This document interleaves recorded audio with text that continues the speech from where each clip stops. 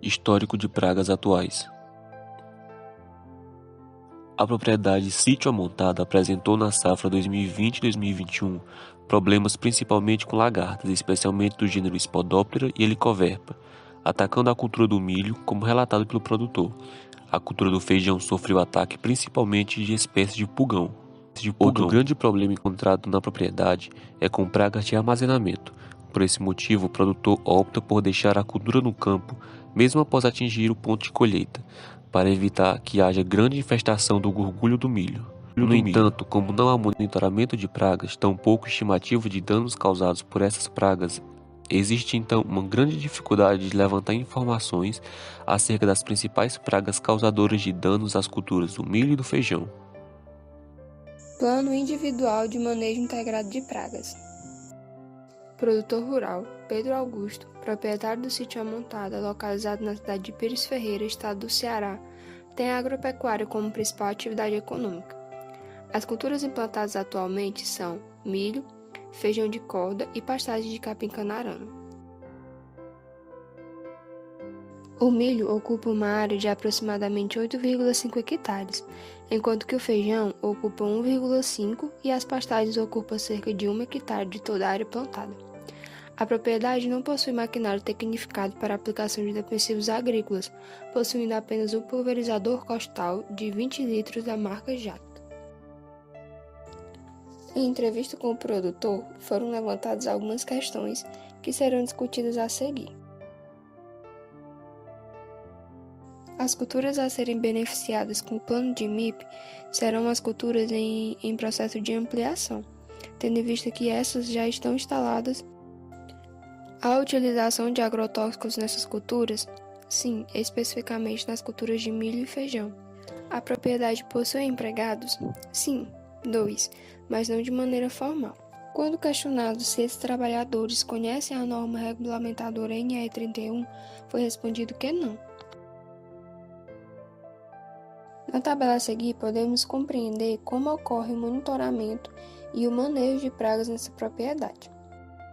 Nessas respostas, o produtor respondeu sim, não e parcialmente quando as respostas estiverem parcialmente positivas ou negativas. A primeira pergunta foi: as pessoas que manuseiam agrotóxicos tiveram capacitação? A resposta foi não. Realiza o monitoramento de pragas ou amostragem? Não. Conhece o conceito de manejo integrado de pragas? Não. Toma a decisão de realizar o controle químico de pragas com base em calendário? Não. Tem assistência técnica para o manejo de pragas? Não. Consegue identificar pela cor da faixa do rótulo a toxicidade do produto agrotóxico? Sim. Tem por hábito ler os rótulos e bulas dos produtos antes da aplicação? Sim. Realiza o transporte de agrotóxicos? Sim. Conhece os critérios para o transporte correto de agrotóxicos? Não. Possui depósito para armazenamento do agrotóxico protegido contra a entrada de pessoas não autorizadas e de animais e com sinalização de perigo? Não. Conhece os critérios para armazenagem adequada de agrotóxicos? Não. As pessoas que manuseiam agrotóxicos, preparo da calda e aplicação utilizam equipamentos de proteção individual? Sim. A manipulação de agrotóxicos, preparo da calda e outros tipos é realizada em local distante de fonte de água? Sim. Utiliza técnicas para a aplicação mais eficaz de agrotóxicos e com maior segurança, exemplo, aplicar nas horas mais frescas do dia, a favor do vento? Não. Os equipamentos de aplicação de agrotóxicos passam por regulagem e manutenção periódica? Sim. Respeita o período de reentrada da cultura? Sim. Respeita o intervalo de segurança? Período de carência dos agrotóxicos? Sim. Conhece os sintomas de intoxicação por agrotóxicos? Sim. Alguma pessoa que manuseia agrotóxico, preparo da calda, aplicação, já sofreu alguma intoxicação? Não. Conhece os procedimentos para primeiros socorros em caso de intoxicação? Não. Realiza a tríplice lavagem e a devolução das embalagens vazias de agrotóxicos a postos ou centrais de recebimento, assim como as sobras de calda sobre a cultura? Não. É o próprio produtor que manuseia agrotóxicos, preparo da calda e aplicação? Sim. Observações do técnico. O produtor não faz uso de pacotes tecnológicos, Todo o manejo, desde as culturas como as pastagens, são realizados de maneira empírica, não havendo monitoramento de pragas ou doenças. Normalmente, a utilização de agrotóxicos é voltada apenas para o controle de plantas daninhas. Como não há monitoramento, não existem estimativas de níveis de danos ou níveis de controle. Diante disso, é legítima a implementação de um plano de manejo integrado, bem como é de fundamental importância a capacitação, tanto do produtor como dos colaboradores, para que possa haver uma correta execução do plano. Diagnóstico do manejo de praga nas culturas. Por se tratar de propriedade essencialmente familiar, o produtor não detém de conhecimentos técnicos para a elaboração de um manejo correto da lavoura, dado também pela falta de assistência técnica. As pragas existentes na lavoura são identificadas de forma genérica, como, por exemplo, lagartas, pulgões e besouros. Por esse motivo, torna-se difícil estabelecer um plano de controle de pragas adequado. Neste plano de manejo integrado de pragas, será apoiada a cultura do milho, que é a mais presente e que gera maior renda para a propriedade. Desta forma, o primeiro passo será estabelecer um plano de amostragem de pragas. Com base em informações obtidas na literatura, as principais pragas-chave de ocorrência na região são a lagarta do cartucho, ocorrendo na fase vegetativa e reprodutiva, a cigarrinha do milho, acometendo todo o ciclo da cultura, no entanto, apresenta maior risco entre os estádios V1 e V5, o pulgão do milho, que ataca todo o ciclo, e o gorgulho do milho, praga de armazenamento e que atualmente apresenta o maior risco na propriedade. Como pragas secundárias, temos o percevejo gaúcho, atacando principalmente no estágio reprodutivo, entre R2 e R4, e percevejo barriga verde, ocorrendo principalmente nas fases iniciais de desenvolvimento. Como inimigos naturais, temos predominantemente a joaninha, que possui sua ocorrência durante todo o ciclo, tanto na fase vegetativa como na fase reprodutiva. Culturas com planos de amostragem de pragas estabelecidos. Amostragem das pragas-chave e dos inimigos naturais. O monitoramento do lagarto elasmo será realizado de forma aleatória por toda a área de cultivo, observando-se em cada ponto 10 plântulas a presença de lagartas ou sinais do ataque da praga. Uma vez que o tratamento de sementes não for eficiente no controle, deverá ser adotado o método químico, que será realizado quando o monitoramento informar valores com média de 3 a 4 lagartas por pontos ou plantas com sinais do ataque. A Spodoptera frugiperda é uma praga que ataca em diferentes estágios da planta até os estágios mais avançados de desenvolvimento. O monitoramento será realizado semanalmente através de amostragens distribuídas em toda a área, avaliando-se 10 plantas por ponto de amostragens, buscando encontrar a presença do inseto ou sinais do ataque da praga. O nível de controle será alcançado quando encontrar, em média, 2 a 4 lagartas por ponto de avaliação, ou quando houver 17 a 20% das plantas com sinais de ataque. Essa porcentagem vai diminuir em plantas com 40 a 60 dias após a emergência, para nível de 10% da planta atacada, pois nas plantas já emitiram mais folhas e a lagarta já se encontra dentro do cartucho, dificultando o controle e contato do produto com a praga. O monitoramento do percevejo barriga verde é realizado logo após a emergência das plantas. O quanto antes identificar a presença da praga na área, melhor, tendo em vista que os maiores prejuízos causados à cultura acontecem quando a praga acomete a planta nos estágios de emergência até V3. O monitoramento será realizado semanalmente através de amostragem distribuída em toda a área, avaliando-se 10 plântulas por ponto de amostragem, buscando encontrar a presença do inseto. Em seguida, será realizado uma média da quantidade de percevejos encontrados no monitoramento. O monitoramento do pulgão é realizado a partir de níveis de infestação, levando em consideração nível baixo quando não houver insetos na planta, ou até uma quantidade de 5 insetos por planta. Nível alto quando encontrar a presença de até 100 insetos por planta, melhor distribuído entre as plantas avaliadas. Se de 10 plantas avaliadas, 4 estiverem com a presença de até 100 insetos, adota-se o nível alto de infestação. O nível de infestação controle é obtido quando nas plantas avaliadas apresentam mais de 100 insetos por planta, com ocorrência em todas ou na maioria das plantas monitoradas. Tomada de decisão de controle quando for obtido o nível de controle. O controle das lagartas será iniciado ainda no tratamento de sementes, especialmente para a lagarta elasmo, devido seu dano ser principalmente na fase de plântulas. Para a Spodoptera frugiperda, o controle é alcançado quando se encontra em média de 2 a 4 lagartas por ponto de avaliação ou quando houver 17 a 20% das plantas atacadas. Essa porcentagem diminui em plantas com 40 a 60 dias após a emergência, para o nível de 10% da planta atacada, pois as plantas já emitiram mais folhas e a lagarta já se encontra dentro do cartucho, dificultando o controle e o contato do produto com a praga.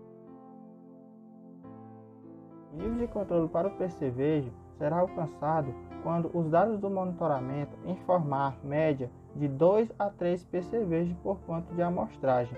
Nessa etapa, medidas de controle serão adotadas. O nível de controle do pulgão é obtido quando o nível de infestação estiver em alto, quando as plantas avaliadas apresentarem mais de 100 insetos por planta, com ocorrência em todas ou na maioria das plantas monitoradas.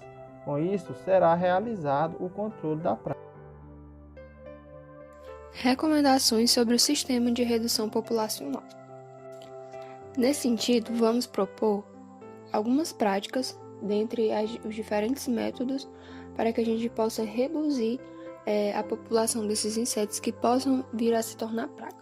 Para o método cultural, deve-se implementar sistemas de correção e adubação do solo, visando conferir maior equilíbrio nutricional às plantas, bem como recomenda-se a eliminação de restos culturais para que não sirva de abrigo para pragas e doenças, quebrando assim o ciclo desses indivíduos. Para o controle biológico, deve-se prezar pela manutenção dos inimigos naturais, evitando ao máximo a utilização de produtos químicos e, quando se fizer necessário, deve-se optar por inseticidas que apresentam seletividade. Como um método comportamental, recomenda-se a utilização de armadilhas para percevejos, na qual deve-se fazer o uso de armadilhas com urina bovina para percevejos. As armadilhas são confeccionadas utilizando garrafas plásticas, garrafas PET de 2 litros, com aberturas laterais. A solução a ser colocada na garrafa será uma solução de urina mais sal de cozinha, seguindo as proporções de 3 litros de urina para 500 gramas de sal, dissolvidas em 7 litros de água. As armadilhas devem ser vistoriadas periodicamente para a retirada de insetos já capturados e a reposição da solução. As armadilhas devem ser colocadas no início do desenvolvimento das plantas, devendo permanecer até o final do seu ciclo. Sobre o controle químico, a utilização de produtos fitossanitários, em especial inseticidas, só deverá ser feita em casos de extrema infestação, quando as medidas citadas anteriormente não forem suficientes para o controle, e quando se fizer necessário, deverá ser feito de maneira responsável, orientada por técnicos, de modo a garantir a aplicação de doses adequadas, evitando a seleção de indivíduos resistentes. De todos os envolvidos na atividade rural, apenas 2 deles manuseiam agrotóxicos, inclusive o proprietário. Quando não houver outra solução para o controle das infestações das pragas e for realizado o controle químico, este deverá seguir rigorosamente as recomendações.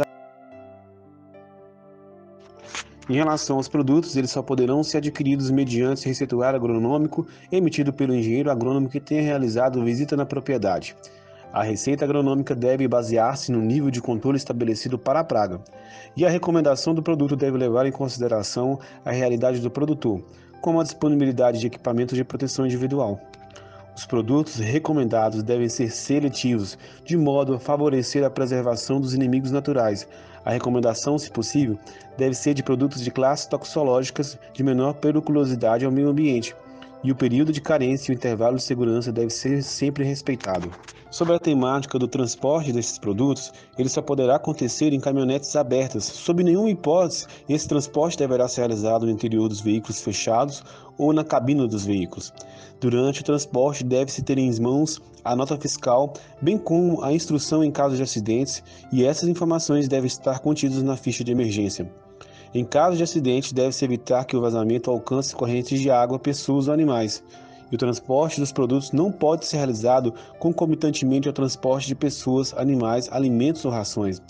E todas as normas de segurança estão contidas na ABNT-BNR 14619 de 2003, que trata do transporte terrestre de produtos perigosos.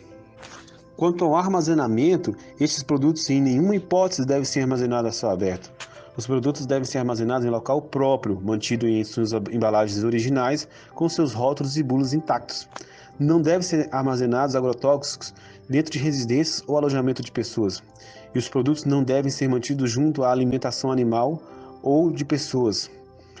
O local deve ser devidamente trancado de modo a evitar a entrada de animais, crianças e pessoas não autorizadas. E o depósito de agrotóxicos deve ser construído em alvenaria, com características de boa ventilação e iluminação natural, devendo ter o piso de cimento e o telhado bem coberto sem a presença de goteiras. Os produtos devem estar dispostos sobre pallets, de modo a evitar o contato direto com o piso. Quanto ao EPI, os equipamentos de proteção individual, a utilização de todos esses itens é de extrema necessidade para todos aqueles que manipulam agrotóxicos, devendo fazer uso de luvas, respiradores, viseira facial, jaleco e calça, boné árabe, botas e avental. O EPI deve ser retirado ao término da jornada de trabalho, que deve ser de modo que evite ao máximo a parte exposta ao agrotóxico, iniciando a lavagem das mãos ainda com a luva com água e sabão, para a posterior remoção de outras partes. E após a retirada, deve-se tomar banho com bastante água, de preferência fria, e sabão, lavando bem o couro cabeludo, axilas, unhas e regiões genitais. Já em relação ao preparo da calda e aplicação do produto, durante o manuseio dos agrotóxicos, deve ser tomados os seguintes cuidados: ler a bula e o rótulo do produto, manter o produto fora do alcance de crianças e animais domésticos, não fumar, beber ou comer durante o manuseio ou aplicação dos produtos, manter o produto afastado de alimentos ou ração animal, não contaminar lagos, fontes, rios e demais corpos d'água, neles lavando as embalagens ou aparelhagens aplicadora, bem como a eles lançando seus restos. Manter a embalagem original sempre fechada e em um lugar seco e ventilado. Não utilizar equipamentos com vazamentos. Não desentupir com a boca, bicos, orifícios, válvulas, tubulações, etc. E após a utilização do produto, remover as roupas protetoras e tomar banho. Quanto ao preparo da calda em si, esta é uma das etapas que mais expõe o trabalhador ao risco, pelo maior contato com o produto e também pela maior concentração dele. Portanto, é nessa etapa que os maiores cuidados devem ser tomados, tais como a utilização de todos os EPIs, inclusive o avental, preparo em local aberto ou ventilado, longe de crianças, mulheres grávidas e animais, preparar apenas a quantidade da calda necessária e utilizar os instrumentos adequados para a dosagem e mistura dos produtos, fazer a tríplice lavagem ou lavagem sob pressão. Quando o produto for aplicado, é importante que isso aconteça nas horas mais frias do dia e que não haja alta velocidade do vento e umidade relativa do ar esteja em torno de 55%. Depois da aplicação do produto, deve ser frisado em relação ao destino das embalagens vazias, que devem ser devolvidas às unidades de recebimento de embalagens vazias de agrotóxicos, sendo esta prática de responsabilidade total do produtor rural.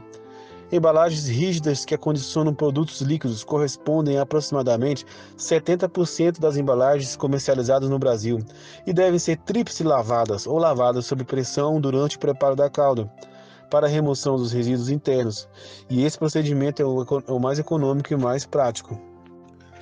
Os usuários destes produtos devem tentar acumular, observando sempre o prazo máximo de 1 ano da data da compra para a devolução ou 6 meses após o vencimento, uma quantidade de embalagens que justifique o seu transporte, que é a carga de um veículo, a unidade de recebimento, posto ou central de recebimento de embalagem.